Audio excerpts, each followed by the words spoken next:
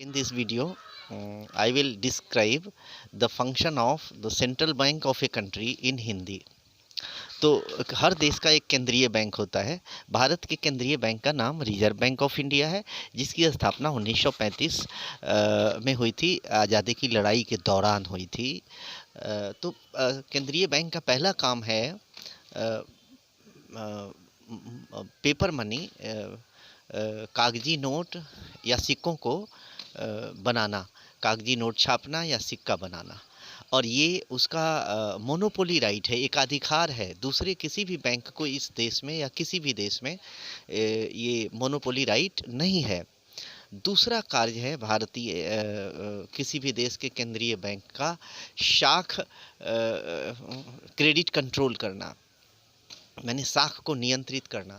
तो देश के हर व्यावसायिक बैंक क्या करते हैं, शाख निर्माण करते हैं, यानी कि उनके यहाँ जो एक्चुअल वास्तविक कैश मनी जमा है, ग्राहकों का जमा है, उस पर वो क्रेडिट क्रिएट करते हैं। उस पर वो प्राथमिक जमा पर सेकेंडरी डिपॉजिट क्रिएट करते हैं, जिसको हम शाख निर्माण कहते हैं। कभी कभी ये निर्माण, शाख निर्माण, क्रेडिट क्रिएशन 4 गुना हो जाता है, 1 गुना, 2 गुना, 3 गुना हो जाए तो क्या होता है कि बैंक बैंकरप्ट होने की कगार पर हो जाता है। तो इससे संबंधित नियम केंद्रीय बैंक उस देश की बनाती है और वो गाइडलाइन उन्हें व्यावसायिक बैंकों को पालन करना पड़ता है। अगर वो ऐसा नहीं करते हैं तो उनके रजिस्ट्रेशन को रद्द किया जाता है। दूसरा कार्य है, अगला कार्य है, तीसरा कार्य है केंद्रीय बैंक जो होता है किसी भी देश का केंद्रीय बैंक उस देश के सभी व्यावसायिक बैंकों का बैंक होता है। यानी कि जिस तरह से हम व्यावसायिक बैंकों के ग्राहक हैं, उसी तरह से सारे व्यावसायिक बैंक उस देश के केंद्रीय बैंक के ग्राहक होते हैं। यानी कि अपना पैसा उसमें जमा करते हैं और ज़रूरत पड़ने पर उससे ऋण लेते हैं, यही है। और वो उस देश का बैंक, केंद्रीय बैंक, किसी भी देश का केंद्रीय बैंक जब उस देश के किसी भी व्यावसायिक बैंक पर आर्थिक क्राइसिस आती है, आर्थिक तंगहाली आती है, जब वो बैंक बैंक्रप्सी के कगार पर चला जाता है, तो उसको फाइनेंशियल एड देता है, फाइनेंशियल हेल्प करता है, एड नहीं। नेक्स्ट है उसका कार्य क्लियरिंग हाउस का काम।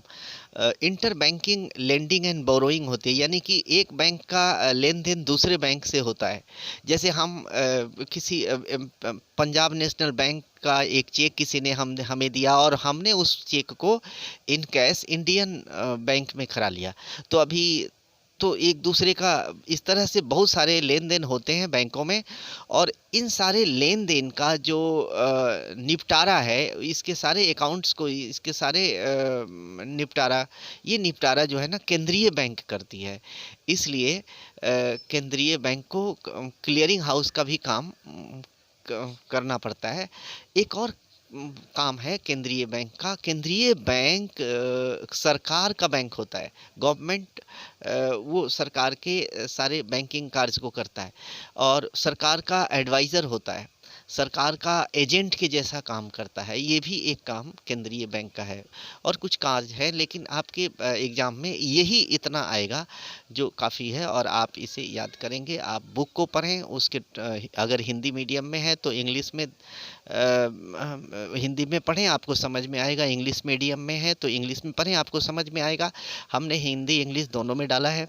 और इस वीडियो को लाइक करें भाई, शेयर करें और सब्सक्राइबर बन जाए मेरे। Thank you, have a nice time.